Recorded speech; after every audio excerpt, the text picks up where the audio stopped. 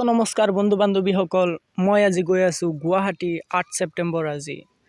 মই আৰু হিমানী গৈ আছোঁ গুৱাহাটীলৈ। যাওঁতে যাওঁতে আমি আধা বাটতে পালোঁ। ভালেই লাগিল গুৱাহাটী যাই আছোঁ।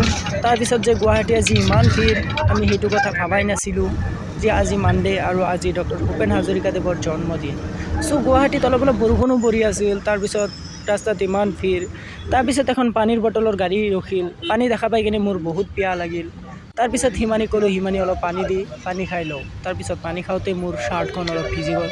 কিনো কৰিম গাইছ, মোবাইলটো অলপ ভিজি গৈছে। তাৰপিছত মনত পৰিল যে আজিতো ৮ ছেপ্টেম্বৰ, আজি ডক্টৰ ভূপেন হাজৰিকাদেৱৰ জন্মদিন। শৰাইঘাটৰ দলঙৰ এটা ভিডিঅ' কৰিলোঁ, সেইটো মই ষ্টৰিও লগাইছিলোঁ।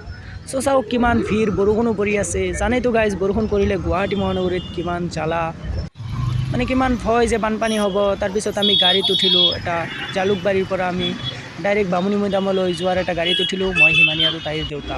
আমাৰ উদ্দেশ্য আছিল মাইগ্ৰেশ্যন চাৰ্টিফিকেট অনা। এইটো চাওক গুৱাহাটীত কিমান বানপানী চলি আছে গাইজ। অলপ বৰষুণ হ'লে মানে বানপানী আৰু বানপানী, বহুত ভয় লাগে গুৱাহাটীলৈ যাওঁতে। তাৰপিছত আমি যাওঁতে যাওঁতে আধা বাটতে ইমান তাৰমানে কি ভিৰ। তাৰপিছত আমি Assam higher secondary education council গৈ পালোঁ। যাই পাওঁতে তাৰবিলাক অলপ মই ভিডিঅ' বনালোঁ। তাৰপিছত বহুত মানুহ গৈ আছিল, কিছুমান মানুহে কিছুমান কামত। তাৰপিছত আমি ছেকেণ্ড ফ্ল'ৰত উঠিলোঁ।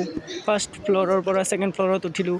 উঠি কিনে আমি সুধিলোঁ যে ছাৰ, মাইগ্ৰেশ্যন চাৰ্টিফিকেট আনিব লগা হ'লে কি লাগিব। তাৰপিছত এটা কম্পিউটাৰ দোকানী তাত পঠালে, মুন বুলি তেওঁৰ নাম।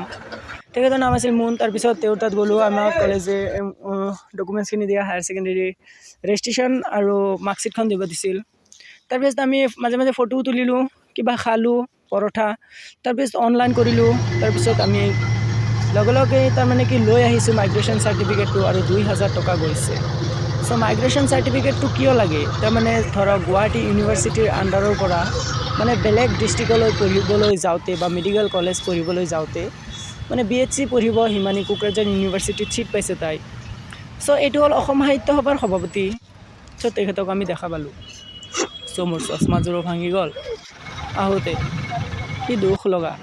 এইটো হ'ল মেইন আমাৰ মূল বস্তু, যিটো মাইগ্ৰেশ্যন চাৰ্টিফিকেট, এইটো আনিবলৈ গৈছিলোঁ। তাৰপিছত আমি আহোঁতে ভাই AC বাছ পালোঁ। হিমানী আধা বাটতে ক'লে যে আজি যদি AC বাছ পালোঁ হয়, মানে বহুত গৰম আছিল সিদিনা। তাৰপিছত ভাগ্য ভাল যে AC বাছ পাই গ'লোঁ।